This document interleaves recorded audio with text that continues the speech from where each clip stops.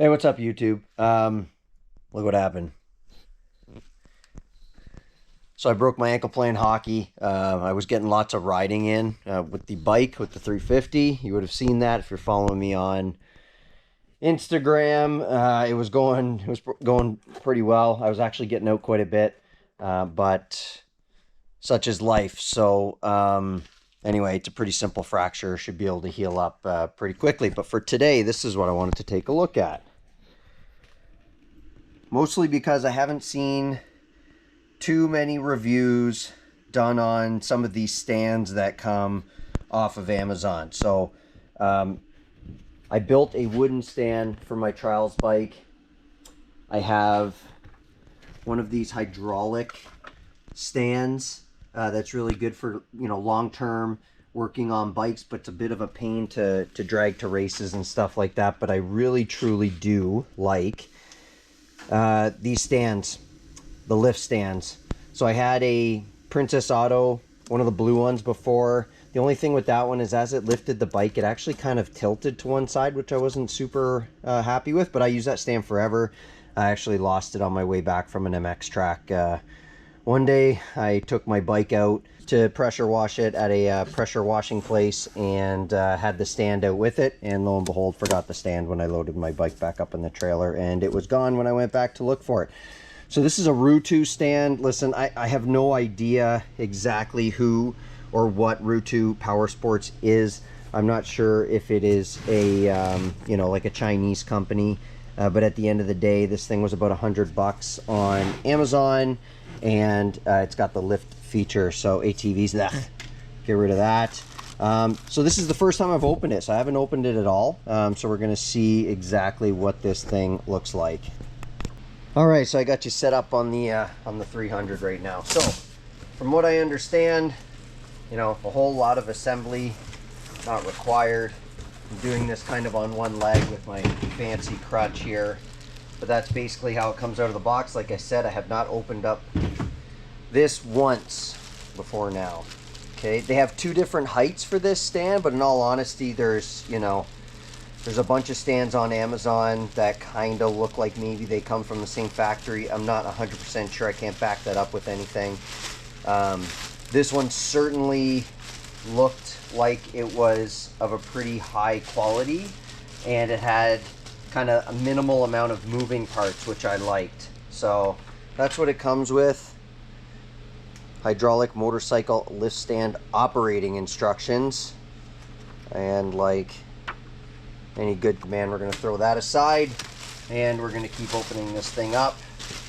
Hopefully you can see my arm's not in the way too much. So that's how it comes there. I'm going to need something to get through these. It's got a couple of zip ties on it, but I think it's a toolless install of the handle. It's just some pins, some pins and some cotter pins here. So anyway, we'll get to it. All right, got my trusty knife. I cannot maneuver around my garage right now very well with these, even with this fancy peg leg I got on here. Anyway, cut those off. Anyway, I got a few ideas for some stuff to review while I can't ride. Kind of change the flavor of the channel a little bit here, but I think that's okay. Like I said, we'll try to keep it relevant, but one of the biggest questions I have, and I do not know the answer, will this lift my big bike? I'm confident it will lift. Obviously, I could use it for my son's little bike. I'm confident it'll work with the trials bike. I hope it's going to work with the 300. So anyway, we will see about that momentarily. So far pretty easy. Like I said, I can see it all here. I'm going to turn it around for the install because there is a bit of a locking lever right here. I think you can see that. My understanding here is we're just going to pull these pins out, these cotter pins. Those pins are going to fall out. I don't think you have to be a rocket scientist for this stuff here, although I could be mistaken. I'm going to put the pins in all in the same direction so it's even. That's one pin on this side here. So you go in that way, get it all the way through. If I can, there it is. So there's one, and then this one should fit in right here. I don't have the cotter pins in yet. Oh, that one went in nicely. And then I'll throw the cotter pins in each side. Like this. Pretty easy. So far, pretty easy. There we go. And that is the stand put together. Okay, so again, two different height stands. There's a shorter one than this. This one is the standard height, and it has a bit of a hydraulic assist feature. So that's at extended height. I think it's about 15.25 inches, based on what the advertisement says. It's got a nice rubber pad on the top. I like that. That is riveted in, so those are rivets, not screws. I was already thinking that if for some reason I needed another little bit, I could probably pop those rivets out and put a thicker piece of rubber to get another 1/2 inch or so, but we're going to test this in a second. But those rivets wouldn't be that difficult, and then it's already pre-drilled, so you could come up with another way to fasten a top onto it, whether you want to go through that pain or not. There's other stands on Amazon that are adjustable. Very nice. Almost no wobble whatsoever. I did hear that the hydraulics, yeah, so it does go down quite slow. You're certainly not dropping it. That was one thing I didn't like about the Princess Auto stand, so that's okay. And then you have a locking feature right there. So I'll bring you in a little bit closer. So there's the locking feature if you're going to kind of leave it stored in the up position. Again, that is certainly, I think, looks like it would be dependable enough if you make sure you get it down there. It's not, it doesn't necessarily click, it's just a hook, but I think that's going to be good. It's got a nice nylon bushing here. That's one thing that I did see, and that keeps it quite tight, so it actually doesn't look like there's almost any wobble. There's no wobble in that stand at all. Tubing looks good. These rubbers, these rubber end caps here, I've lost those before on other stands. And again, this is just kind of a cheap hydraulic system, and it's not meant necessarily, I don't think, to help lift as much as it is to control lowering it. So anyway, a lot of stickers on here that'll probably all end up coming off, but that's what it looks like right now. It's nice thick rubber on top, and like I said, that is riveted. No kind of major moving parts. The top looks like it's just kind of tack welded on there. I don't know if you can see that. It looks like there's kind of 3 spot welds on the top. Certainly, the welds are what they are. You're not going to find, if I was paying $200 or $150 for a stand, I would expect them to be a little bit cleaner than that, but I think that's okay for now. And like I said, really easy to disassemble, and a heck of a lot lighter. If I can lift that with one hand, a heck of a lot lighter than the huge, tractor / ATV hydraulic stand I have the 350 resting on now. So I'm going to put you guys back down here, and we'll push this down. And I'm anxious to see if this is going to work on the 300. So let's give it a go. That really lowers slow without a bunch of weight on it. All right, let's see.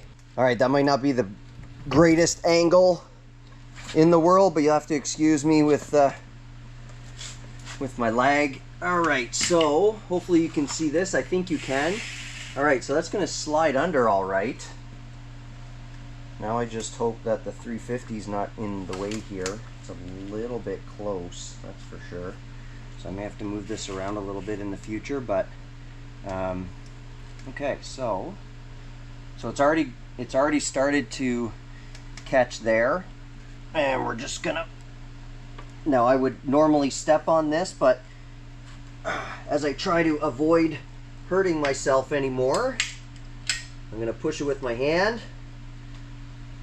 and we're going to see about locking that in place. Okay, so I've run into, so that's kind of my first, I'm going to play with this, but I actually can't get that locking lever down, and I don't know if it's because I don't have a foot on it, so I'm going to try it here. We're going to see. Let's see here. Okay, we're going up on the crutch. Or maybe it needs to come up a little. No, I don't think so. So, is it off the ground? All right. So the locking lever is giving me a little bit of an issue right now. I'm gonna play with it and I'll get back to you. But having said that, the rear is off the ground. The front is off the ground. Certainly by enough to work on the bike. I have a, you're all familiar if you've been following my channel for any length of time with my big skid plate.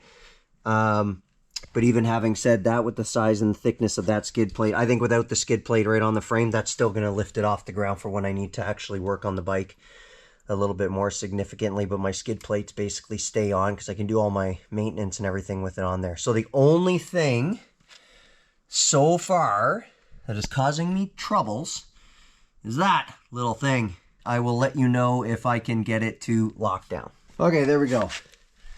Locking lever is locked in. It is very tight, but it's locked in. Had to play with the handle a little bit.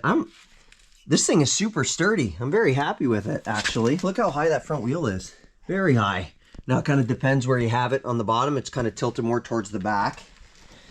But yeah, so far, that works fine. And I think it's, I think for, you know, the price of a lift stand, that's okay. And they go on sale all the time. It's very sturdy. It's good. The nylon bushing makes a huge difference.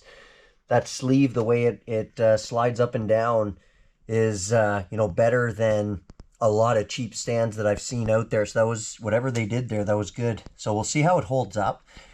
I'm not usually too rough on my stuff like that. So anyway, we'll see. But the locking lever's in. I feel confident kind of leaving this stored like that.